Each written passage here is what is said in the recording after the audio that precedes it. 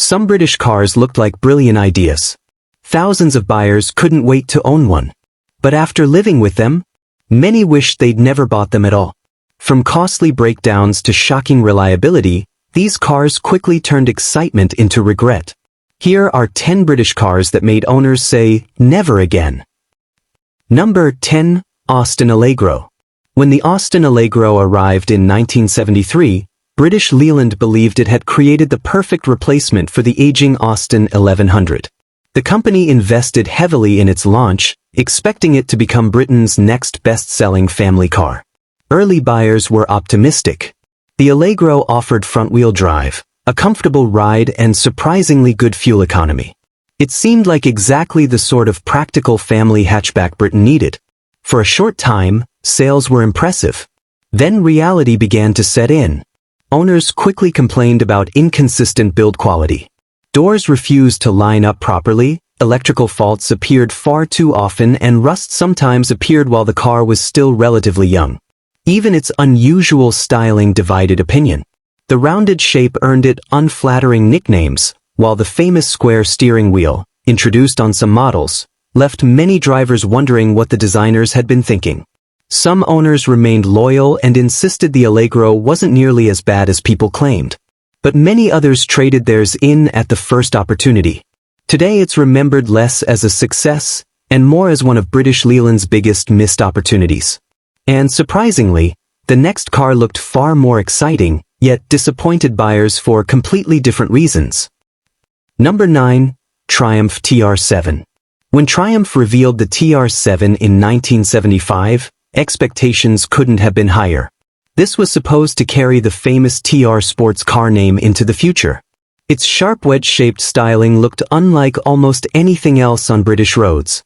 The advertising proudly declared it the shape of things to come. Many enthusiasts rushed to dealerships expecting a fast, reliable British sports car. Instead, early owners found themselves making frequent trips back to the garage. Build quality became the biggest complaint. Electrical problems appeared regularly. Water leaks were common. Poor panel fit made an expensive new sports car feel surprisingly cheap. Industrial strikes at British Leyland didn't help either. Production quality varied dramatically depending on when the car had been built. Some owners received decent examples. Others seemed to receive cars assembled on a Friday afternoon. The handling also divided opinion. Many expected something as exciting as earlier Triumph sports cars, but the TR7 often felt softer and less engaging than its predecessors. Ironically, later versions improved significantly. But by then, the damage had already been done. The TR7's reputation never fully recovered. And if you think unreliable sports cars were frustrating, wait until you hear about the next family car that tested owners' patience almost every single week. Number 8. Hillman Hunter. When the Hillman Hunter arrived in 1966, it had one very important job. It needed to compete with Britain's biggest-selling family cars. And for a while, it did exactly that.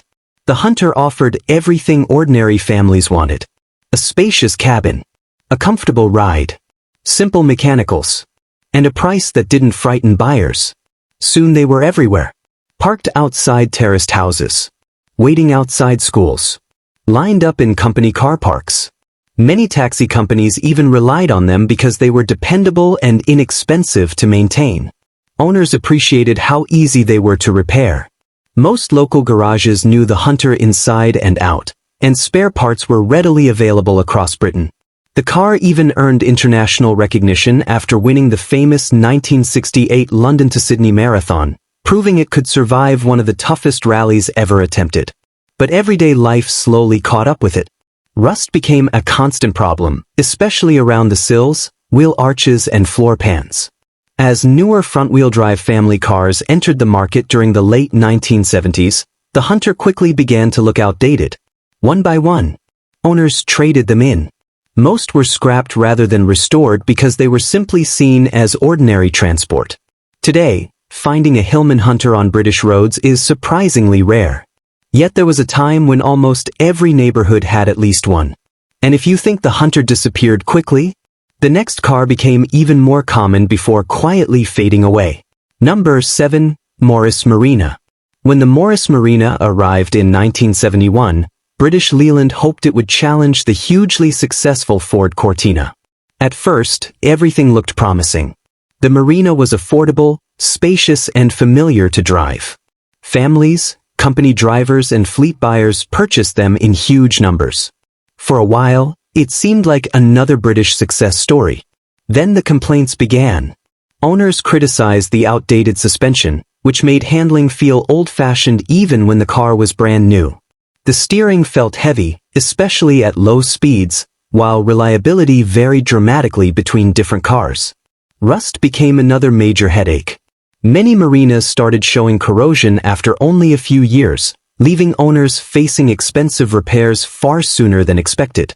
Although more than 1 million were built, countless buyers admitted they wouldn't buy another one. The Marina sold well, but it rarely earned genuine affection. And the next car proved that even a luxury badge couldn't hide serious problems. Number 6. Ford Anglia 105e. Long before Harry Potter made it famous, the Ford Anglia was already one of Britain's best-loved small cars. Introduced in 1959, its backward-sloping rear window made it instantly recognizable. Some people thought it looked unusual. Others absolutely loved it. The Anglia became the perfect first family car. Affordable to buy, cheap to insure, economical to run. Young couples bought them. Small businesses relied on them. And many teenagers learned to drive behind the wheel of an Anglia. Its little engine wasn't powerful, but it was dependable. Owners often drove them for years with very few problems. The simple mechanical layout meant local garages could repair almost anything quickly and cheaply. Sadly, like so many British cars of the era, corrosion slowly claimed most examples. By the late 1980s, they had almost disappeared from everyday traffic. Today, whenever an Anglia appears at a classic car show, older visitors often stop instantly, because they remember when these little Fords seemed absolutely everywhere. And the next car wasn't small at all. It became Britain's favorite executive saloon. Number 5. Rover SD1. When Rover launched the SD1 in 1976, Britain believed it had built something truly special. Its sleek hatchback styling looked futuristic. Many journalists even compared it to expensive Italian sports cars. In fact, it won European Car of the Year. Business executives loved the spacious interior. Police forces across Britain adopted them. Company directors proudly drove them to work. For a few years, the SD1 represented modern British success. The powerful V8 versions became especially desirable. Long motorway journeys felt smooth, quiet, and effortless. Owners enjoyed the comfortable seats and impressive performance. Unfortunately, British Leyland's quality problems damaged its reputation. Early build quality wasn't always consistent. Electrical faults frustrated many owners. Rust appeared sooner than expected on some examples. Even so, people still admired the way it looked. Today, the SD1 has become a respected classic. But it's hard to believe that these once common executive cars have almost completely disappeared from Britain's roads. The final 4 cars include one true British icon, and another that millions of families still remember with enormous affection. Number 4. Austin Maxi. When the Austin Maxi arrived in 1969, British Leyland believed it had built the perfect family car. It offered something many rivals didn't. 5 doors. At the time, that was a huge selling point. Families loved the roomy interior, while the large boot swallowed everything from shopping to holiday luggage. Many owners even folded the rear seats flat for camping trips. The Maxi was practical, economical, and surprisingly comfortable on long journeys. For growing families, it seemed like an obvious choice. Thousands appeared on British streets during the 1970s. But owners soon discovered the car wasn't without faults. Early gearboxes proved troublesome, while inconsistent build quality frustrated many buyers. Rust also became a familiar problem after only a few winters. Even so, many Maxis stayed with the same family for years because they simply got the job done. Today, however, they've almost completely disappeared. Yet older motorists still remember seeing them parked outside homes all across Britain. And the next car became even more famous. because almost everyone learned to drive in one. Number 3. Ford Escort Mk2. Few cars became part of British life quite like the Ford Escort Mk2. By the late 1970s, it seemed impossible to walk through any neighborhood without spotting one. Families bought them. Driving instructors used them. Small businesses depended on them. Even police forces filled their fleets with escorts. Ford had created the perfect all-round family car. It was reliable, affordable, easy to repair, and available in countless different versions. Whether you wanted basic transport or something sportier, there was an Escort for you. Owners appreciated another major advantage. Almost every mechanic in Britain knew exactly how to fix one. Parts were inexpensive and available almost everywhere. That made ownership refreshingly stress-free. Sadly, because they worked so hard, most Escorts simply wore out. Rust claimed thousands more. Today, clean Mk2 Escorts are worth far more than anyone imagined back then. The ordinary family car has become one of Britain's most desirable classics. And only 2 cars remain, including the one that many people still consider Britain's greatest everyday car. Number 2. Morris Marina. If one car symbolized everyday Britain, it was the Morris Marina.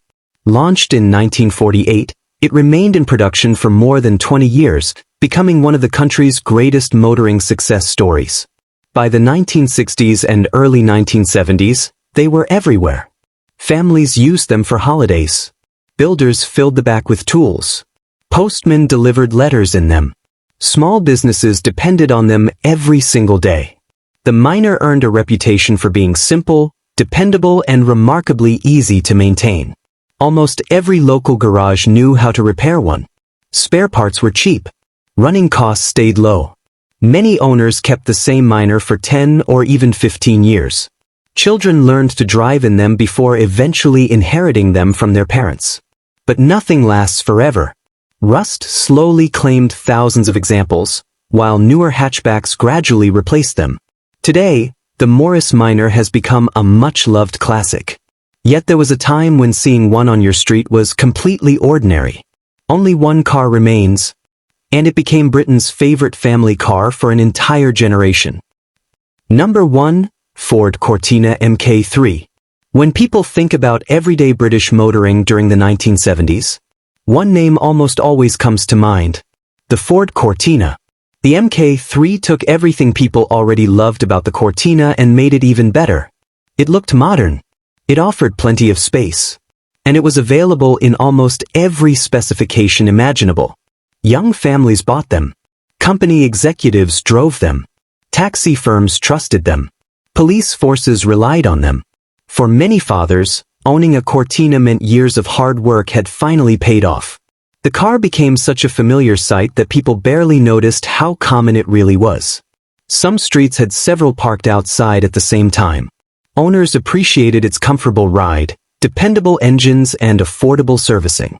Ford's huge dealer network meant help was never far away. Of course, like many British cars of the era, rust eventually became its biggest enemy.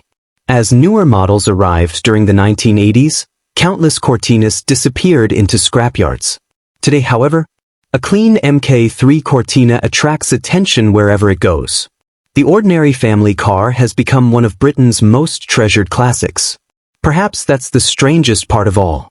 The cars we once saw every single day are often the ones we miss the most.